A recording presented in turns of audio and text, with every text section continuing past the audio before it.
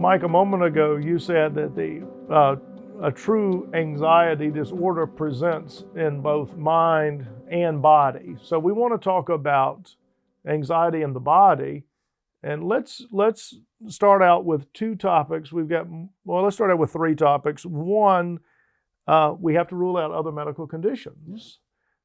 Two, we need to talk about medication, and even though it's so obvious, sleep and diet have to be talked about, and then we can talk about some other things. But let's talk about ruling out other medical conditions, the role of medication, and sleep and diet. Well, that's one of the shortfalls of most master's level counseling programs, to be quite honest with you. There's not enough emphasis upon sending people for a medical opinion. The general talk therapist isn't really trained to think that way. And the way that I became aware of it a long time ago was I had a licensed nurse practitioner that came in to get her master's degree in counseling.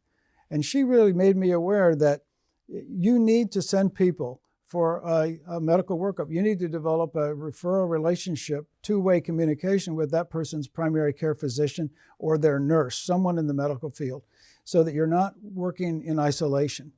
And I used to find years ago, I'll say up till 15 years ago, Christian people particularly were afraid of pharmacology. And they thought if you really trusted the Lord and you really loved the Lord, you wouldn't need medicine for anxiety or depression or, quite frankly, anything. The Lord made us out of chemicals. The big chemistry set in the sky, I guess, and our moods and our mental functioning, cognitive functioning, work on chemicals. And because we're in a fallen world, those break down. Sometimes we're born with a predisposition for imbalance. Sometimes life's experiences knock our brain chemistry out of balance. And pharmacology, thank God for people who are skilled in that field. It corrects the balance. It's not a designer drug that we're taking. It's something to bring us back to the norm. And I think that it's a misunderstanding of trusting the Lord to think that, if I have a anxiousness or depression, I shouldn't take medicine, but if I have diabetes, I should take insulin. There's really no difference. It's all chemicals. No, I hear you on that. So I think you gave the explanation. It's the explanation that I give. We're fallen creatures. Yeah. I mean, the Bible couldn't be any more plain about that. I don't believe God intended for us, at least initially, to die. I mean, Adam and Eve to live together forever with God. The fall introduced death, and death doesn't just happen immediately. There's a deterioration process, and I think the appropriate role of medication, pharmacology, and the Christian is the bringing back to normal states. So if we have organic imbalances, things can be brought up. The other thing, so sometimes people will need to stay on medication for the long term, maybe forever. With anxiety in particular, sometimes there are medications that are needed for the moment. I've found people, they're so anxious, unless they are able to get some assistance from pharmacology, they're not even able to talk to me. They're just so overwhelmed. That actually gives them the ability to join in the process. Well, thank God for people with the scientific chemical minds, because the good news is they are inventing newer and better medications all the time. When I started this process, medications were limited and they had tremendous side effects. Most of them don't have side effects for most people. If they do, you switch to another medication. So there's a lot of hope in improved medications available. And again, if you really are trying to live a life that's in balance, where you're available for the Lord to use you in other people's lives, you have a responsibility to take care of yourself. And if that means you have to take some pills to do it for a while, or you have to go to sleep earlier than you want to, we can talk about sleep now. Sometimes people want to avoid sleep. They want to stay up late to have alone time. Maybe when the rest of the family's gone to bed, they want to just debrief. They need to do that at some other time before bedtime. People need, we all need, and I guess some people need 8 hours and other people can get by with less, but whatever amount of sleep an individual needs, you need to protect it. You need to be intentional about it, and you need to do whatever you can. Don't drink a big cup of coffee or whatever, if that's how it works for you. Do whatever you need to relax the mind and to get the kind of sleep that you're designed to have.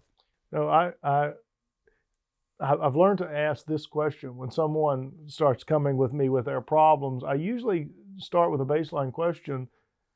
So tell me what you ate today and tell me how many hours you slept last night. And that's certainly not it's not going to give me anywhere close to everything I need to know. But even if, again, our bodies affect our moods, if we're eating so poorly and sleeping so poorly, and I would even say, and no exercise so poorly, you're setting yourself up for a great deal of problems. It takes a lot of effort, intentionality to stay healthy. And that requires the exercise continuously and regularly. In the healthiest places in the world, the places where people live the longest are called the blue zones, and there's 7 of them in the world. Well, you know what those people do? They walk a lot. They walk all the time. They eat vegetables and fresh food. They have friendships and spend time with friends, and they have faith. Isn't that amazing? It's so basic, but it really makes a difference. But it takes intentionality, and it takes other people saying, let's do this together. It's a job. Yes, intentionality. One constellation of techniques we can use for anxiety in the body, relaxation techniques. The two I know I've used, I'm sure you've used others than these, simple breathing exercises.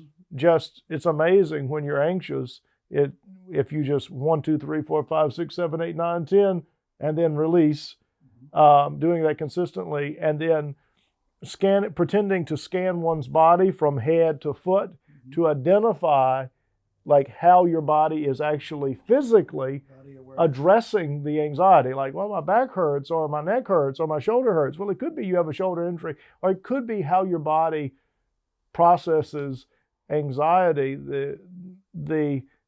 Although, again, this is a holistic approach. People say, well, I did your breathing exercise yesterday, I'm still anxious. Or I did the body scan and I realized I do kind of hold stress in this, or my anxiety presents in this way, but it didn't work. The idea is this is something you might have to do 2 and 3 and 4 times a day over a long period of time to reset the balance. It's really a skill-based, you develop the skill and the routine of going through the process of being aware of what's going on in your body. And people, when they go work out for the first time, they have aches and pains and they have muscles they didn't know they had, but it literally puts you in touch with your body. Exercising does, and that's a very healthy thing. So you can know where your body's hurting by thinking about it and by feeling it from the result of working out. And working out together or going for walks together. I tell husbands and wives all the time, go for walks together, because it's a good time to be together. You can talk, you can share, you can be interested in the same things. Go for walks with each child individually. If you have 7 kids, then you got a big job to do. But however many people are in your house, as the dad, I think it's very wise to spend one-on-one time walking with each member of the family on a very regular basis. And men don't like to share their stuff with each other. So guys, walking, you're looking straight ahead and you can talk. And it's a very good way for outlet. We do a lot of walking in the various men's groups that we run back in Richmond.